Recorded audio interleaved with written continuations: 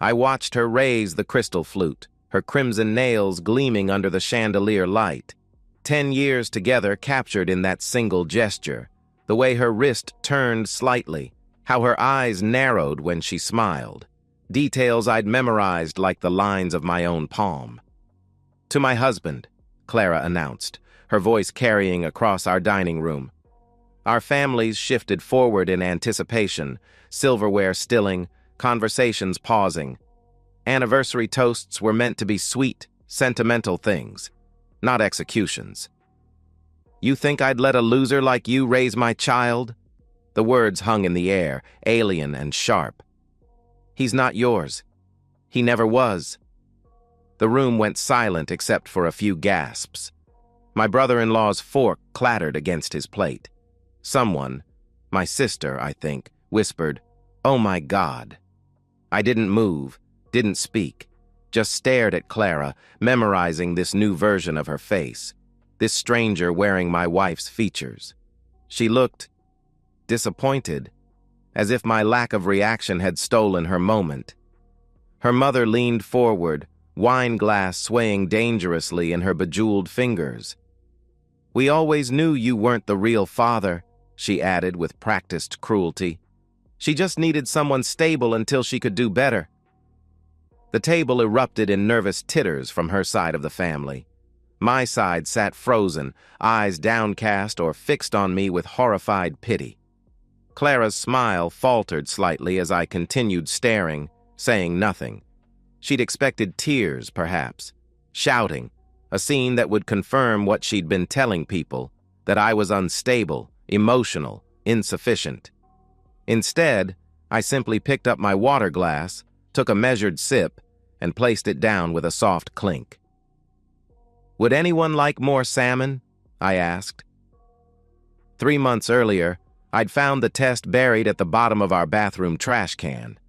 A paternity test, partially wrapped in toilet paper. Careless.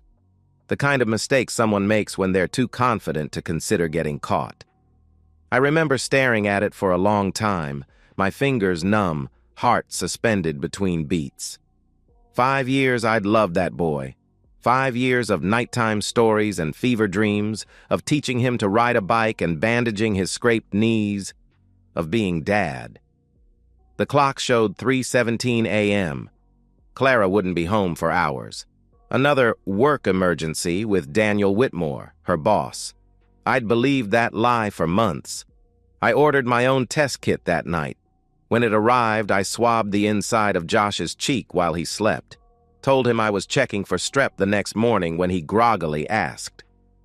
2 weeks later, the email came with the results. Not a match. I didn't break down. Didn't scream or throw things or call Clara to confront her. In that moment of confirmation, something crystallized inside me, a cold, hard clarity I'd never experienced before. If she'd simply had an affair, perhaps we could have worked through it. People make mistakes. But this? Letting me raise another man's child for 5 years while she sneered behind my back? This required a different approach. I hired Martin Seaver the next day. Former military intelligence, now a private investigator who specialized in corporate espionage and high-stakes divorces. His office was sparse, functional, like the man himself. "I need everything," I told him, sliding an envelope across his desk containing half his fee. "Every meeting, every text, every dollar spent. I need to know how deep this goes." Martin nodded once. No judgment in his eyes, just calculation. "This kind of investigation takes time, and it won't be cheap." "I have both," I replied, though only one was true. The time I had. The money I'd need to find elsewhere. That night, I got up after Clara fell asleep and went through our personal files. Passwords, account numbers, tax returns. I photographed everything. Then I started on her laptop. Clara had always been careless with security, using the same password for everything, leaving accounts logged in. It took less than an hour to download her email archive and cloud storage. Her text messages synced to her laptop automatically. By sunrise, I had 5 years of digital history copied onto an external drive. Thousands of messages, photos, and files. The raw material of her betrayal. And mine was just beginning. The dinner guests cleared out quickly after Clara's announcement. My family left with tight hugs and whispered offers of support. Her family departed with smug smiles and backward glances, as if watching the final moments of a man drowning. Only after the door closed on the last guest did Clara's veneer crack. "Aren't you going to say anything?"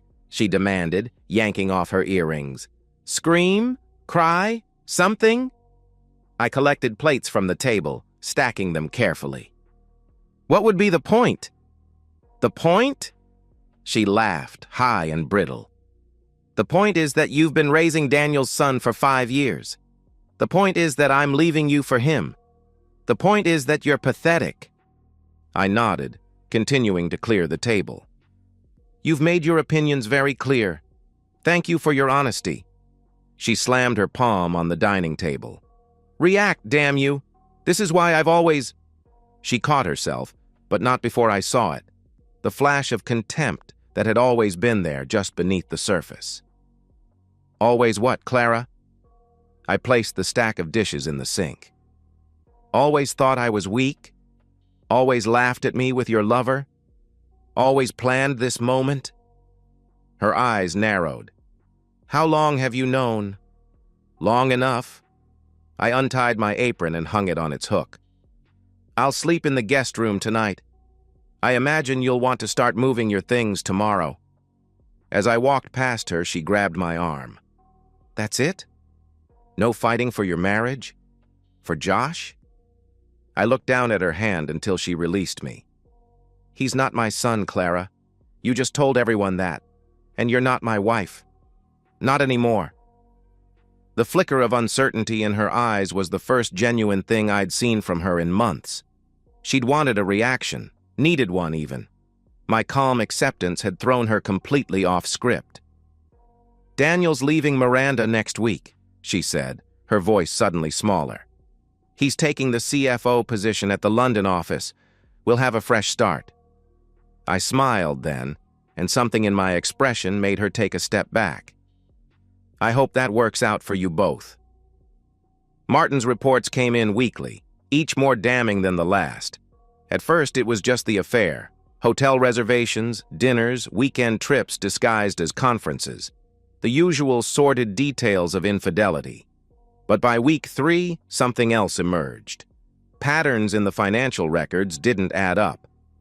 "Look at these expense reports," Martin said, spreading documents across my kitchen table while Clara was at yoga. "Dinners for 6 when security footage shows only 2 people.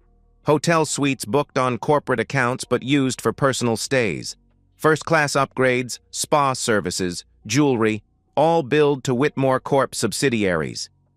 I ran my finger down a column of figures. "They're embezzling." Martin nodded. "And not very carefully. They're either extremely arrogant or extremely stupid." "Both," I said. "Daniel thinks he's untouchable because his father-in-law is the founder. And Clara—" I shook my head. "Clara's always believed rules don't apply to her." "Well, corporate fraud applies to everyone." Martin gathered the papers back into his folder. "The question is, what do you want to do with this information?" I stared out the window, watching a neighbor walk his dog across our manicured suburban lawn. Such a perfect facade we all maintained. "I want them to lose everything," I said quietly. "Not just money, status, reputation, security. I want them to feel what I felt when I realized my life was built on lies."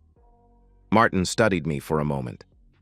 "That's going to require patience, timing, and it won't be clean." "I'm not looking for clean," I replied. "I'm looking for complete." The morning after our anniversary dinner, I woke before dawn. Clara had spent the night in our bedroom, door locked. I made coffee and eggs, ate methodically, and dressed in my best suit, charcoal gray, subtle pinstripe. The one Clara had always said made me look almost handsome.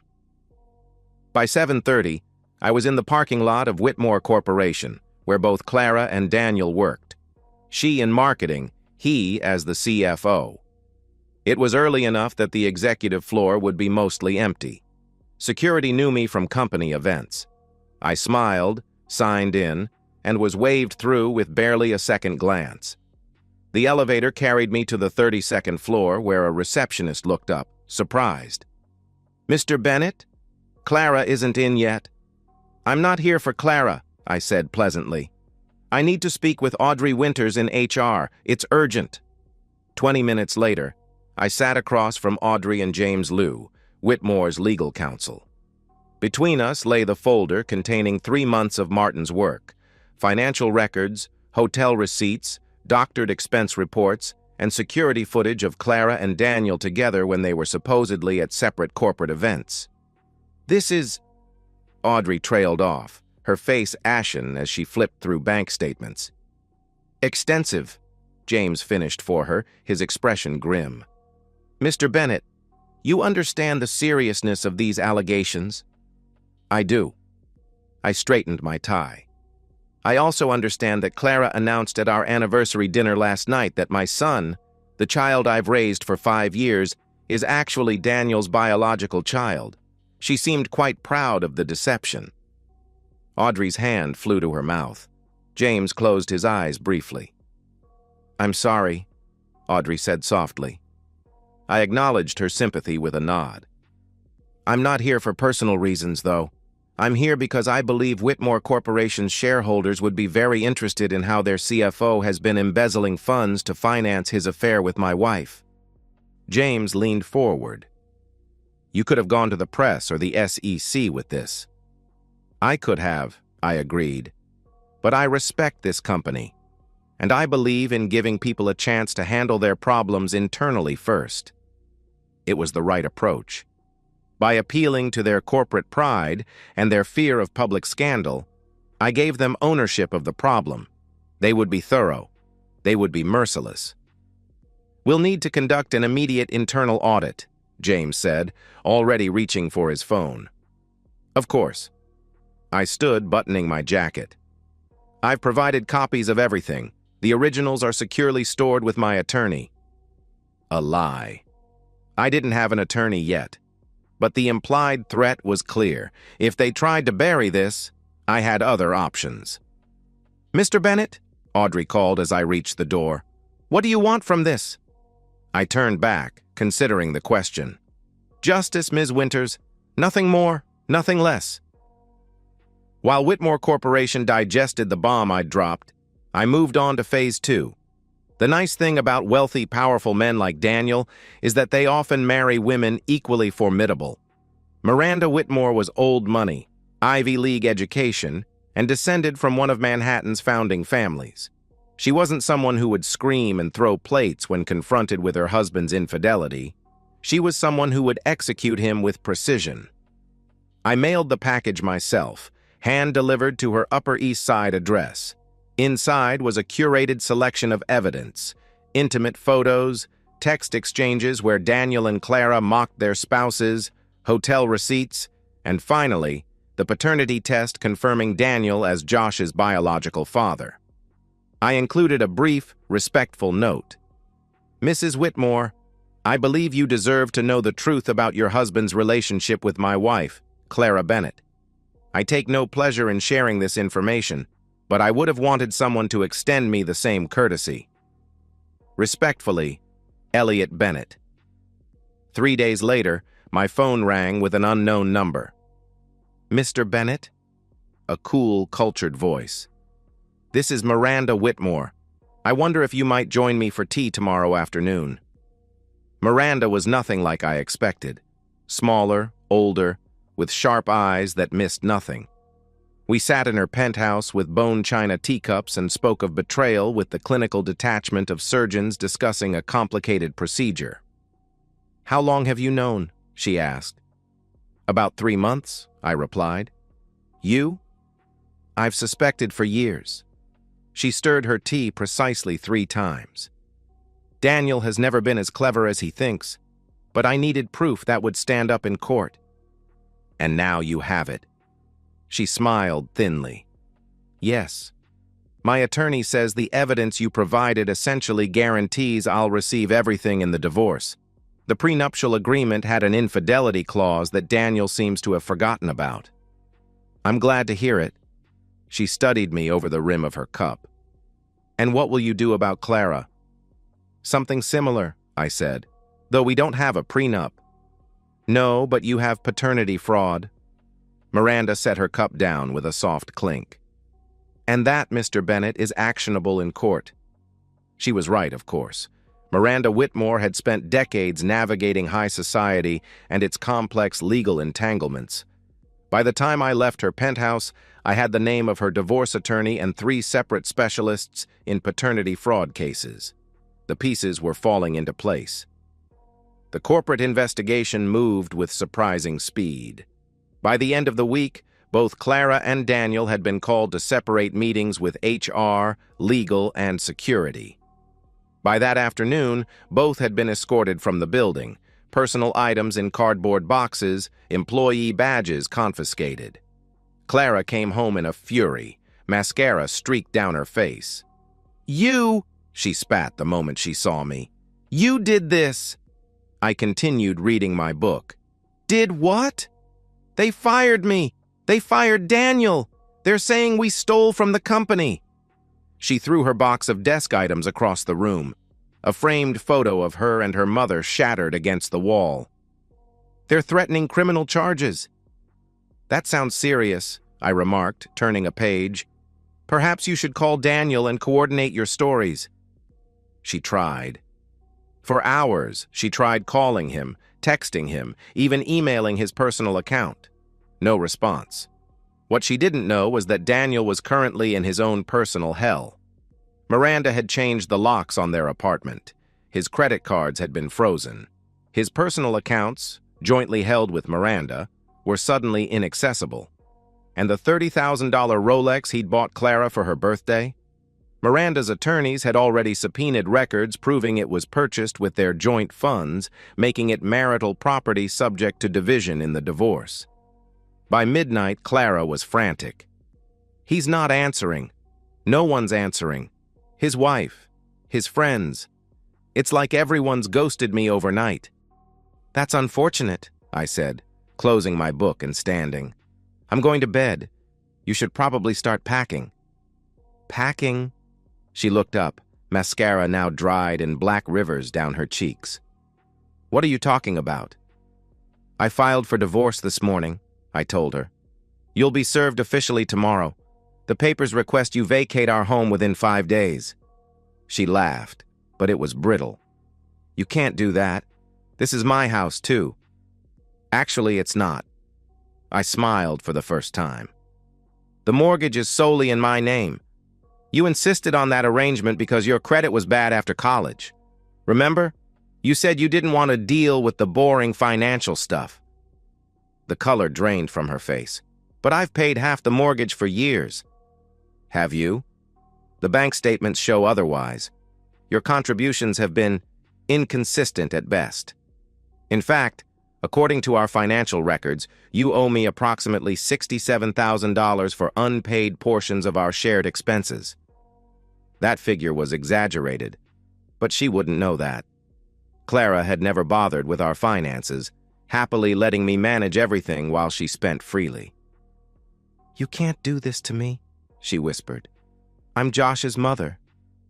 Yes, and Daniel is Josh's father, as you so publicly announced. I headed for the stairs.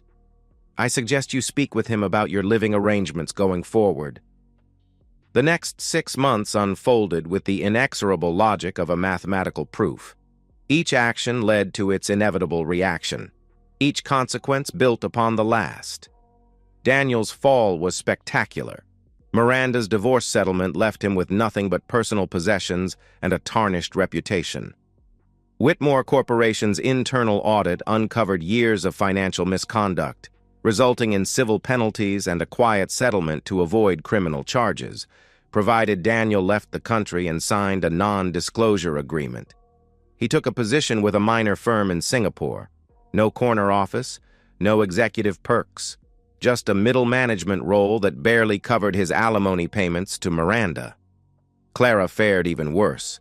With no job, no savings, and no marketable skills beyond her connections at Whitmore, she moved in with her mother temporarily. The arrangement lasted 3 weeks before her mother threw her out, tired of Clara's endless complaints and refusal to look for work. My lawsuit for paternity fraud moved through the courts with surprising speed.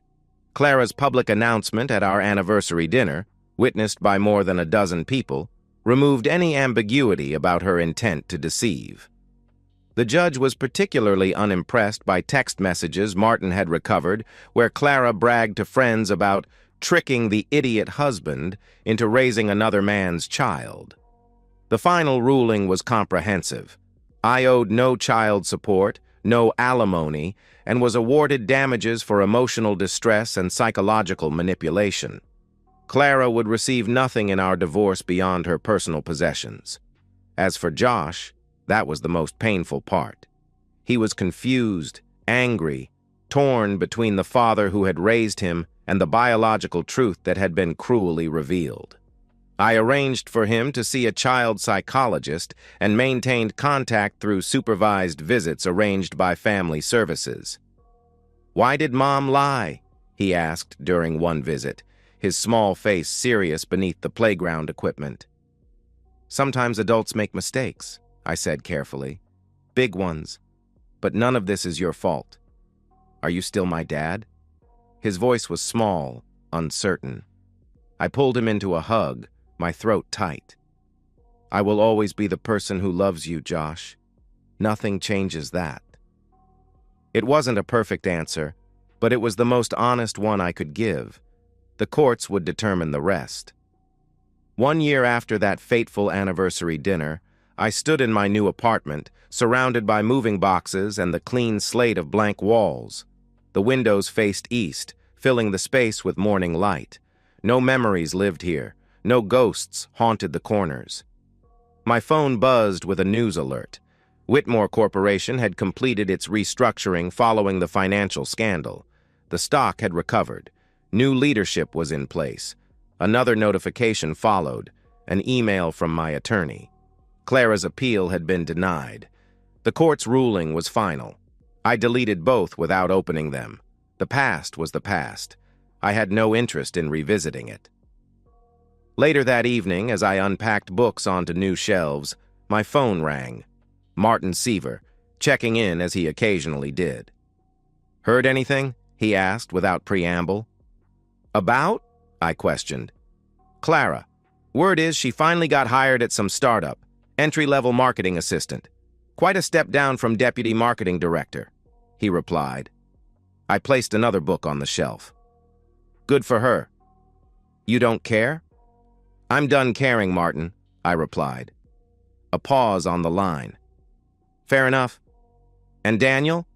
Any interest there?" "None." Martin chuckled. "Well, in case you're curious, he's apparently drinking heavily. Singapore doesn't seem to agree with him." I wasn't curious. Not anymore. The anger that had driven me for so long had burned itself out, leaving behind something unexpected. Peace. "I appreciate the update," I said. "But I'm moving on." After we hung up, I returned to my unpacking. Outside my window, the city stretched out in a grid of lights and possibilities. Somewhere in that grid, Clara was starting over with her entry-level job and studio apartment. Somewhere else, Daniel was nursing a drink, far from the wealth and status he'd once enjoyed. And here I was, in a space of my own making. No lies, no manipulation, just quiet and the freedom to rebuild. The glass Clara had raised that night, the one that had signaled the end of our marriage, had shattered when it fell. But unlike Humpty Dumpty, not all broken things need putting back together. Sometimes breaking is just the beginning of something better. And that's the end of today's story. If you enjoyed it, please give this video a thumbs up and drop a comment below. Your support helps the algorithm push my content further. If you're new to the channel, don't forget to hit that subscribe button. It really helps me keep creating more stories for you. Thanks for watching. and I'll see you in the next one.